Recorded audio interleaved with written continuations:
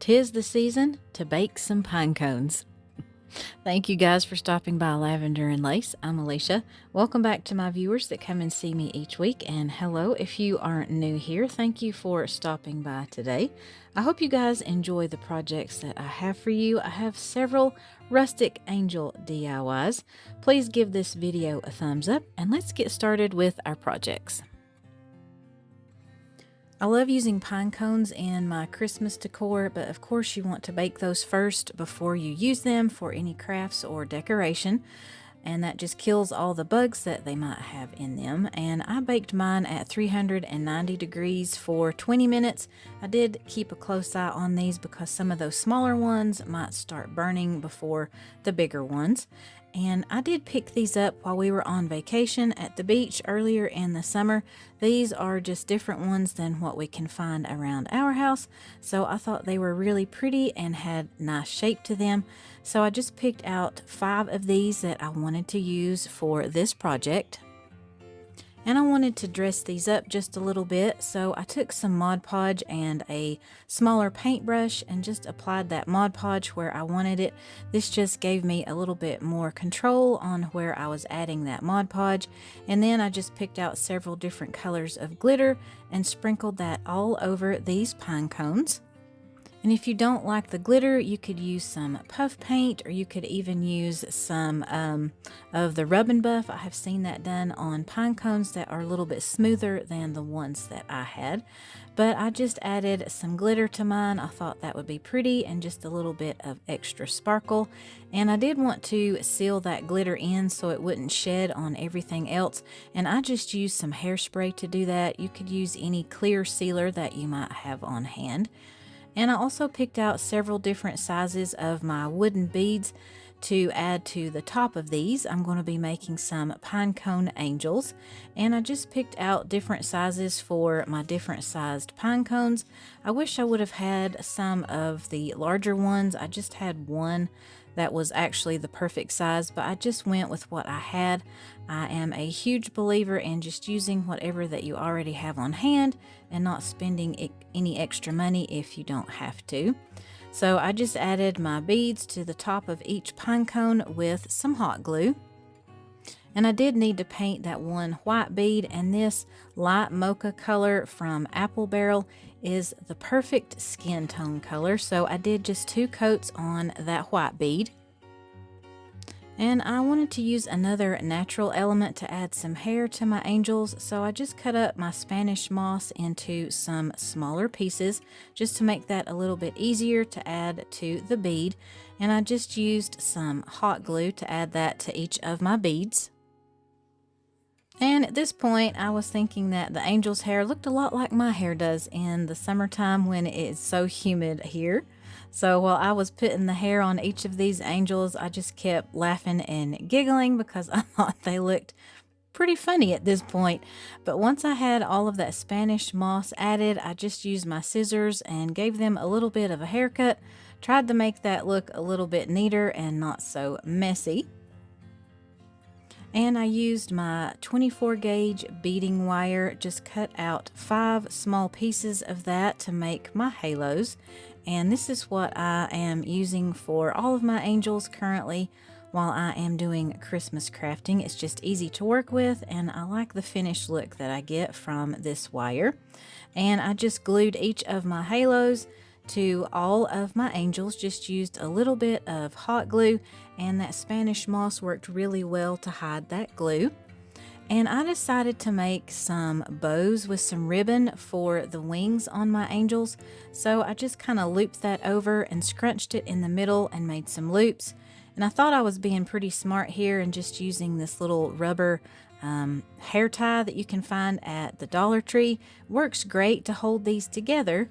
But when I added that hot glue to that to glue down my pine cone angel, it just popped that hair ribbon. Of course, this was a duh moment. You know, obviously I should have thought that through a little bit better, but it's okay. I just pivoted and used another piece of that beading wire and just held that together until I was able to glue down my angel.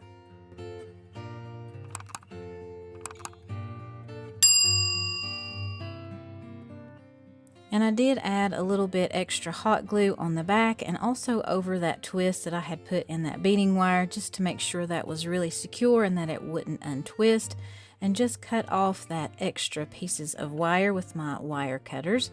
And then I just kind of cut my ribbon at an angle. I thought that would look more like the wings on an angel, and I did one of those bows for each of my angels. I just picked different ribbons, different sizes and colors to coordinate with each one. And then I made just a simple hanger with some jute twine, and I glued that on the back of each of my angels.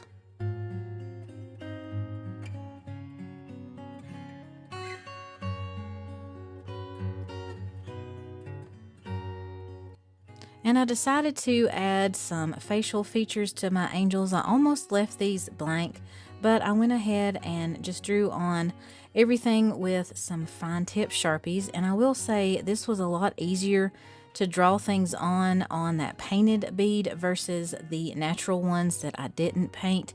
It wanted to kind of bleed on those, but I think it still looks okay for the finished product. And I did have a little bit too much hot glue on a couple of these, so to camouflage that, I just used some of my truffle colored chalk paint from Waverly and a very small angled brush and just painted over that hot glue. And that is it for these pine cone angels.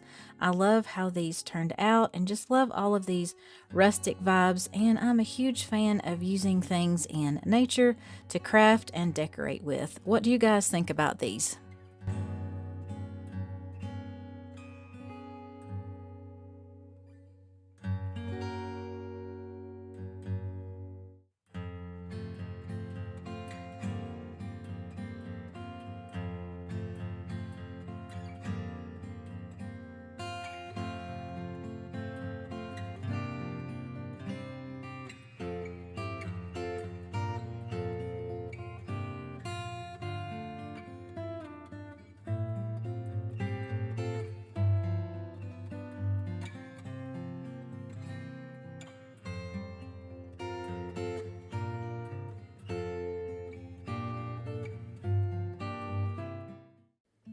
I made a trip to our local thrift store recently, and I picked up this pair of blue jeans just to make some projects with. I will need to deconstruct these before I can craft with them, and I just wanted to use the pockets. So I just used my fabric scissors and I just cut around each of those pockets just to get them removed from the pants. And I did think about using my seam ripper to go around the pocket and just remove all of that stitching, but I didn't want to do that because I like the detail that it gives my finished project. And I also had another idea for this when you actually leave those two layers together, so I think I'm going to have to go back to the thrift store and probably grab a couple more pairs of jeans or shorts, whatever I can find. But for this project, I just went around the edge with my scissors and just cut all of that even with the edge of my pocket.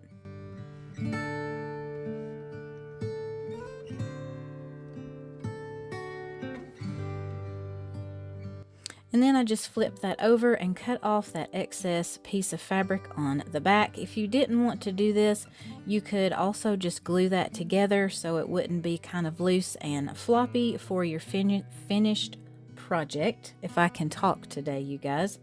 But I thought that might be a little bit too thick for what I am making, so I did go ahead and just cut that off. And then I just bunched my pocket together and I tied it kind of maybe a fourth of the way down from the top, and I just used some jute twine to do that, and I knotted that so it would stay secure and hold this piece of denim together. And I did kind of have to move that around a little bit and manipulate my pocket just to get it to be the shape that I wanted it for my project. And I thought I was being smart here, and I was trying to figure out what I could use for the head for my pocket angel. I didn't have any more large wood beads, so I thought that this air dry clay would be perfect. So I pulled off a smaller piece and just rolled and shaped that into a ball. And I was trying to let this sit up and dry. This clay was really thin. It didn't have a thicker consistency, kind of like clay. So when I put this on skewers to dry this, or even just set it on the table, it did not hold its shape at all. So I actually had to scrap that idea, and you guys will see what I decide to use for the angel head here in just a minute. But this clay, it's really fun to work with, so I want to give that another try for different projects and just see what I can do and see if it will hold its shape. But back to my angel, I had this placemat in my stash, and I was looking through my things just to see what I might have to embellish these a little bit more, and I saw this and I wanted to try to add another set of wings on my angels because I saw these petals and I thought they were the perfect wing shape.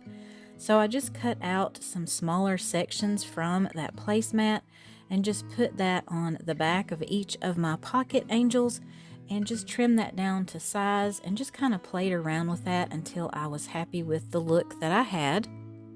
And before I glued on those pieces of placemat, I did have to glue the edges together on my denim pocket just to make sure that I had the shape that I wanted. That top part is supposed to look like the wings as well. So I just took a little dot of hot glue and glued the top and the bottom together. And of course, I just held that in place until that glue was dry. And for the golden wings, I just put those on the back and placed those where I wanted them. Just held those in place and kind of flipped that over and just added some hot glue until I had all of my wings attached. And I did add these wings to both of my angels, but I wind up taking one set of those off. I want you guys to let me know which that you like better, just the plain denim angel or the angel that I added these gold wings to. So here's what I decided to use for my angel's head. I had several of these little burlap pumpkins still in my stash, and these came from Dollar Tree, and I was easily able to just pop off those stems, and I thought these were the perfect size, and I loved the burlap fabric. I thought that just coordinated really well with the denim. So I just made an indentation in the top of that pocket, kind of folded that over on itself and just attached that with some hot glue so that would hold the shape there and kind of be the neck and shoulder area for my angel. And then I just added a little bit more hot glue to that indentation and added my burlap pumpkin or the head for my angel.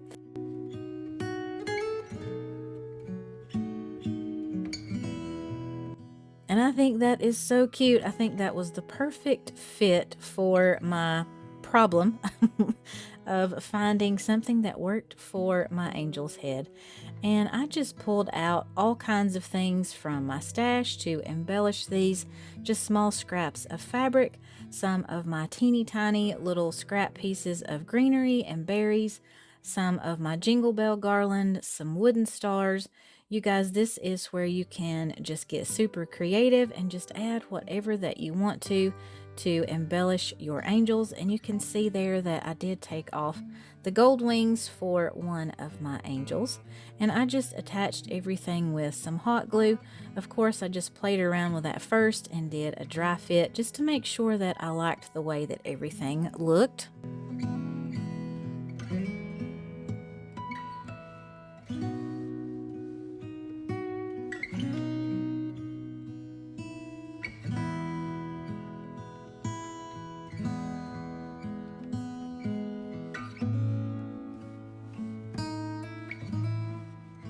And I did want to make a very special halo for one of my angels, so I just took some of that 24 gauge beading wire and just threaded on some of these tiny little pearls that I have with all of my beads and buttons, and just made a really pretty pearl halo for one of my angels. And I just did the plain gold halo for the second one. And these fit really well, just sticking those down into those burlap pumpkins. I didn't have to use any hot glue on the bottom portion of that wire. I did add just a little bit on the top just to make sure that wouldn't pull out, but that is it for these angels. And you can add a hanger on the back if you want to make these into ornaments, or you could just use these as decor anywhere in your home. Let me know what you guys think about this idea.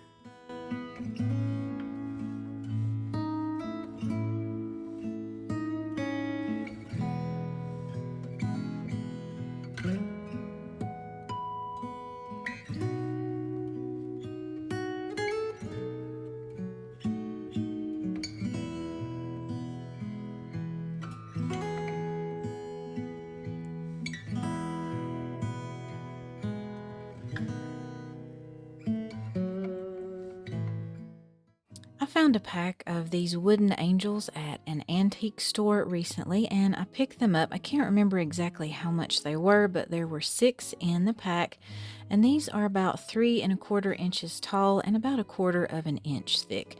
So they are pretty small, and you could do a lot of different things with these. You could do some decoupage, just paint them, a lot of different options, but I wanted to show you guys what I decided to do.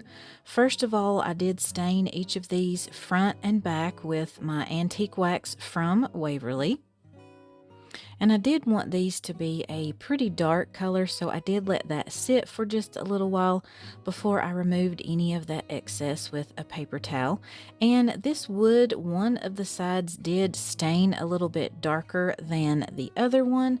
So if you stain these, you might want to keep in mind which side was a little bit darker, because that will make a difference when we do our distressing technique. And once that stain had dried completely, I did do a couple of coats of my plaster colored chalk paint from Waverly. And it has been a little while since I have done any wet distressing, so that's what I wanted to do with these angels. So I just took one of my dishcloths and just wet that really well with cold water. It doesn't matter the temperature of your water, but it will take a little while before you start to see any of that paint coming off. So you just want to make sure that you get all of that paint really wet and just keep rubbing, and you will eventually start to see some of that paint kind of peeling up. I did use my fingernail a little bit inside that dishcloth, and that just helps get those streaks and those distress marks. And you could do as much distressing as you want on these, or you could leave a lot more of the paint on there. Totally your preference, but I wanted these to look like something that maybe my granny had that she had just passed down over the years to each of us. And I just love this wet distress technique. If you don't want to do this, you could always use sandpaper and just remove any of that excess paint. Go around the edges as well. And I had some little scrap pieces of this ticking stripe fabric. I am really trying hard to use up a lot of my supplies that I have in my stash. So I'm just using whatever I can find, especially that is related to Christmas right now. And I just used some small strips of this fabric, and I used some of my stamps, and I just stamped out some words that I wanted to put on my angels. And if you don't like the fabric look on these angels, you could totally skip that step and just stamp on the letters straight to the angels, or you could use stickers, or if you had a Cricut Joy, you could cut something out with vinyl. There are a lot of different options just to add some words to your angels. And once I had all of my words stamped onto my fabric pieces, I did just cut those out into smaller little pieces that would fit onto each of my angels, and I just tacked those down with some hot glue.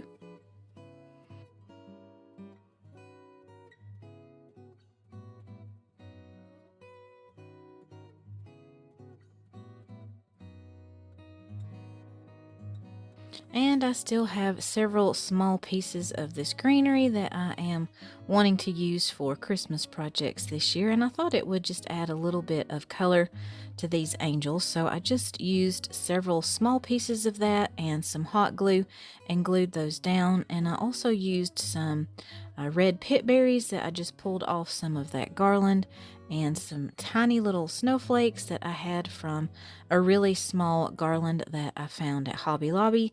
You guys just use whatever that you have in your stash and just do whatever you think looks the best for your project. And if you wanted to, you could totally stop there with this project. Just add a hanger on the back and make these into an ornament. But I wanted to do something a little bit different with these. I always like to make garlands, and I love to have different ones to add to different areas of my home, whether that's the mantle over the fireplace or my coffee table. And an easy way that I have found to add different things to your garland is just to use some of these little mini clothespins that you can find and just glue those onto the back of something that you want to attach to a jute twine for a garland. And I also have several different pieces of Christmas fabric in my stash, so I just pulled out ones that I thought would work nicely for this project.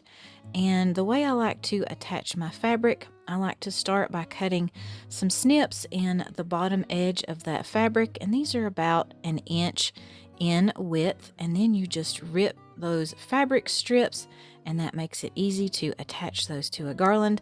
And I will say that is great for stress relief if you have had a stressful week. That is just something that kind of helps relieve the tension. And I also had this jute twine with these beads on it. This came from a different project. I can't even remember what that was, but it was the perfect length that I wanted to use for this garland. And I mentioned that I am really trying to use up a lot of my Christmas supplies and materials and things that I have on hand.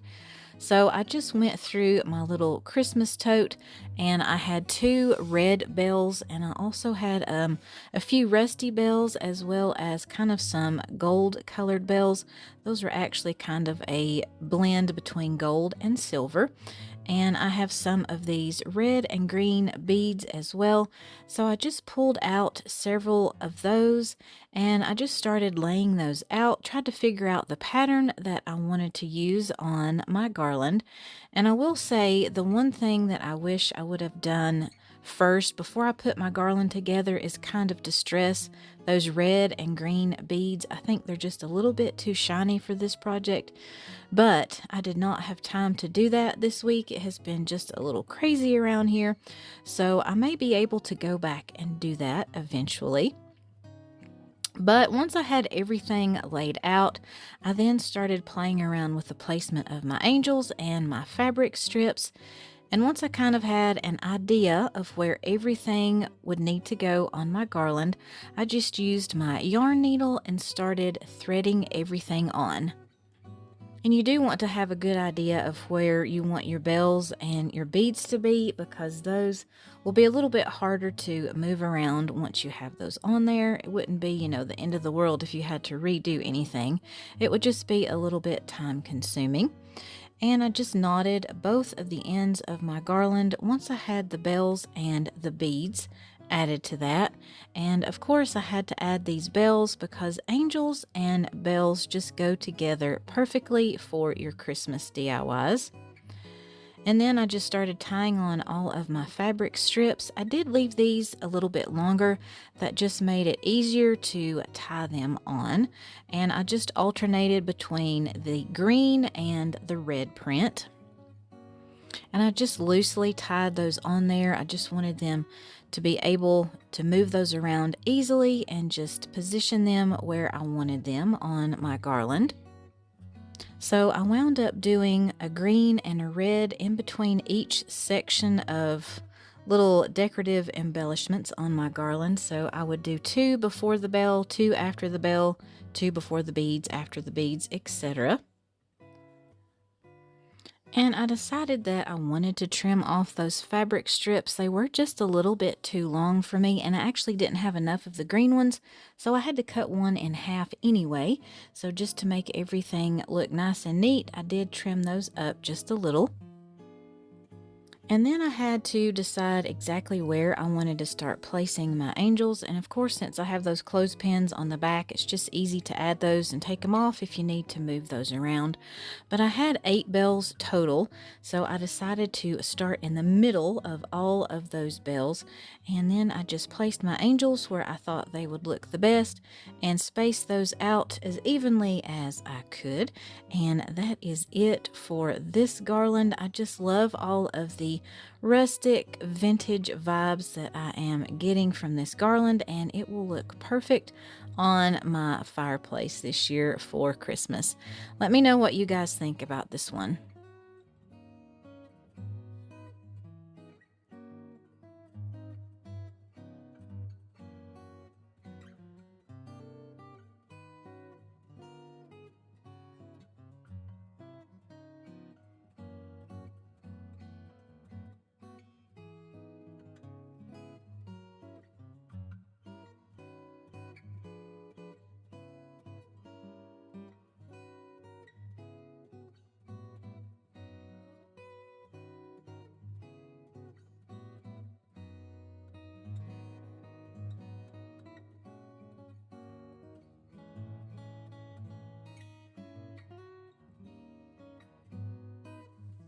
Thank you all so much for watching today. I hope you enjoyed these rustic angel DIYs.